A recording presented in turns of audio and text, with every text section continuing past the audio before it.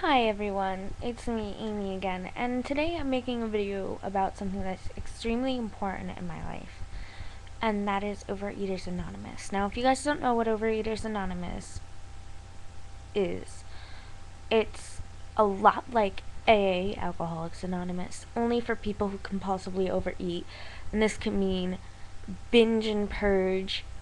This could also mean even like starving yourself. It's just finding moderation between eating and eating and pretty much just eating. But it also helps with a lot more than just eating. It helps with religion, uh, or finding a higher power. It helps with emotional problems that you might not have realized could be a part of the reason you're eating.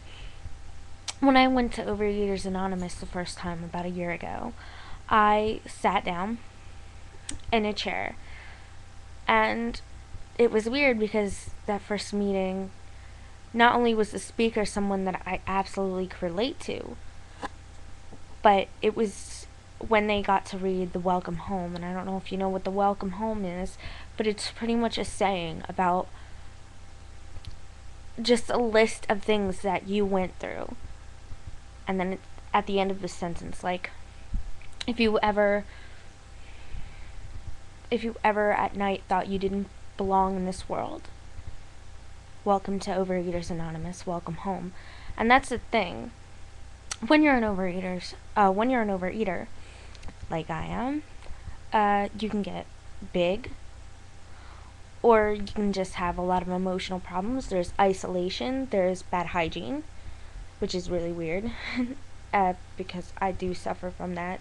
I don't know if you guys noticed, but my hair's a mess today. It's embarrassing, but it's true. Isolation, bad hygiene, a lot of character defects that come from that, like maybe you're being rude or you're just not being yourself. And that can come from insecurity and just feeling like you don't belong in this world. And I was sitting there for the first time in OA and listening to this guy pretty much say, back then when I was a kid, I was pretty active. And I remember when I was a kid, I was always heavy, but I was pretty active myself. I went out every day to hang out with my friends. I had, when I moved to Elizabeth, New Jersey, I had my friend Jacqueline, Sarah, and Andrew. And I used to hang out with them all the time, and we would take walks, or sometimes we'd just hang out in the front, and we'd play these weird games. And they're a big part of my childhood because they were my best friends, and they did not judge. Except for Sarah. She was a bitch. Sorry, Sarah, if you ever watch this, but it's true. She always had, like, this attitude problem.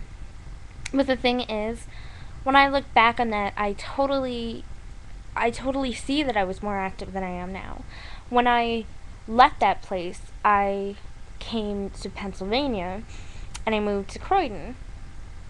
I'm not saying where or which part of Croydon, because that's weird. And so I moved to Croydon, and the first thing I realized was I felt alone. I felt alone. I had lost my friends. I had moved too far. It's about a 2-hour drive from here to there, and I don't own a car. I don't even have a driver's license, which I'm working on, because I am 18. And you just lost everything. So I went to school. I started going to school, and I would walk up and down the hallways. Every chance I get, I would volunteer to take things to the cafeteria, or I'd volunteer to take things to another classroom, and I would walk up and down the halls of Maple Shade Elementary. And that was good, because all that exercise from a person who was inactive to finally being active again, it helped me drop weight. Now, I didn't drop a lot of weight because it's just walking up and down the hallways every day, but it did help. And then I went to FDR, which is a middle school, and things changed. Not my exercising, my walking. I did lose a lot of weight because when I was with my social worker, she'd take me and we walked up and down the halls. But there became a lot more stressful situations. I was absolutely teased a lot, and I hear a lot of people say when I tell them what I went through that I was one of the worst cases of bullying in FDR, but not just in it for fat people.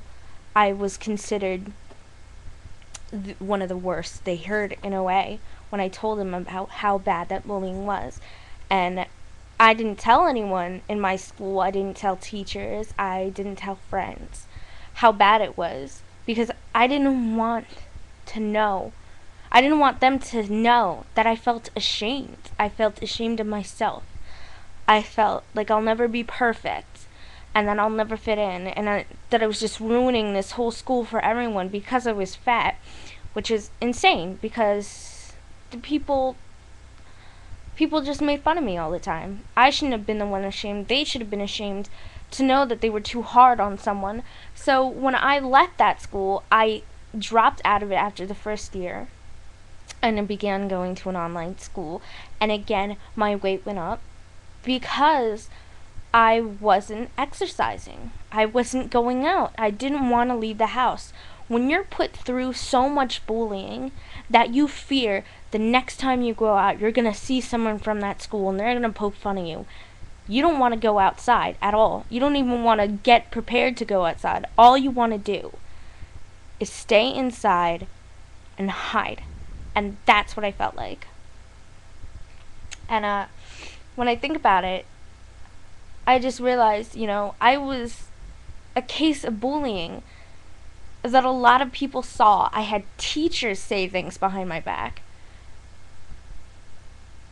But the school system, didn't do anything. Especially when I told my counselor how bad it was. She didn't do anything. She was a jerk. She actually was one of those people that made me feel insecure. So after all this, I finally left the school and I went to Connections Academy. I lost contact with my friends. And it was lonely. So after a couple of years of living alone, having one friend who I couldn't barely see because she lived in Delaware and I live in Pennsylvania, I would go over to her house. We'd have a lot of fun. I'm talking about the girl with the blonde hair, by the way, her friends again. Isn't that kind of weird? Yes, it is. When we went through that, the first thing that happened was I was deprived of friendship. I was hiding myself. I wouldn't answer my phone. I wouldn't turn on my computer. I hated Facebook. I hated online. I hated the internet, and I absolutely didn't want to make videos. So finally, it was Halloween 2 years ago. No, 1 year ago. I forget. And my friend, Ashley, who I only knew online, but I knew in school before she went to FDR with me, said, why don't you come over to my Halloween party? It's a costume party. We're going to react something. So, I said, I have nothing better to do. And then I got contacted with my friends. And I made new ones. I made old ones. It's funny. I wasn't alone anymore. But there was something wrong. I didn't answer my phone. I didn't talk to anyone, and I wasn't concerned about anything. I just thought it was normal. And then my mom came to me one day and she said, let's go to Overeaters Anonymous. And I said, sure. Like it was nothing. Like I had no idea the connection. I thought this was going to be another one of those Weight Watcher problems where you had to pay $1 million to not lose any weight at all, because I didn't. And the experience was so much different. It was like someone literally pulled me out of the fire of self-hate and told me, you're gonna be okay. Oh, I'm gonna make a part 2 of this. Too long now.